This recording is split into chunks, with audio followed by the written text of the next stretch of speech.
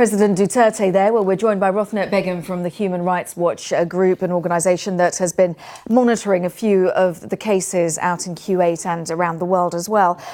President Duterte there asking Filipinos to come back home. 10 million Filipinos work abroad, 262,000 of them in Kuwait, mainly as domestic workers. What kind of conditions do they experience?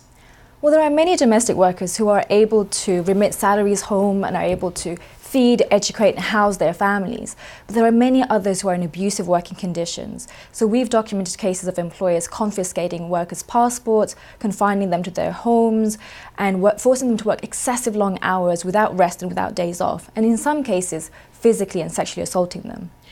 Difficult conditions, obviously, but if the jobs aren't back home, then what kind of situation, what solution is there for Filipinos who do need to earn better paid jobs than they can potentially find at home?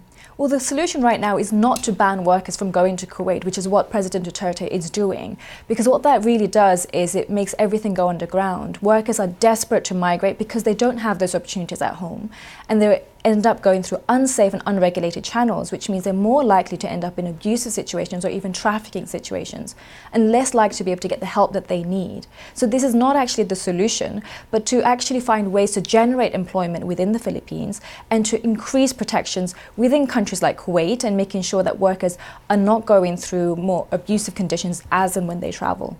With such a large amount of people from the Philippines working in Kuwait in particular, what is that going to do to the economy back in the Philippines? Because as you mentioned, the remittance that goes back home, that is really useful to that country.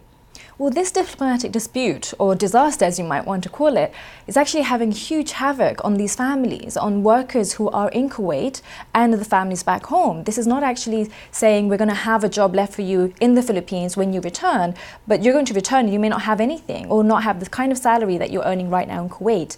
This is not the solution in order to actually protect workers. This whole thing started off in January when there was about 7 deaths of domestic workers in Kuwait, and the whole point was that it was about workers' welfare. But the Philippines' response has not actually protected workers, but instead has left them more at increased risk of abuse. So in theory, a better understanding of what workers, what they can go out and find, what their rights are, I guess, is very important.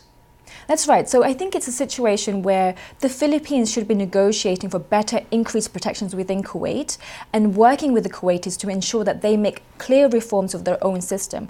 Kuwait, on the other hand, in their response of the ban from the Philippines, has not been to properly investigate the actual reforms that they need to ensure that workers are being protected, and instead are looking at other countries to replace the workers, specifically looking to African countries. But in fact, what they need to do is to reform their kafala system.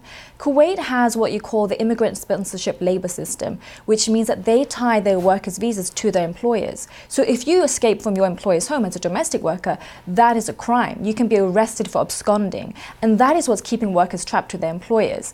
That's what Philippines should be demanding to Kuwait, should be reforming, because without that, workers will continue to be abused by their employers. On that note, we're going to have to leave it there, but thank you very much for your expertise. Rothna Begum from Human Rights Watch, my thanks.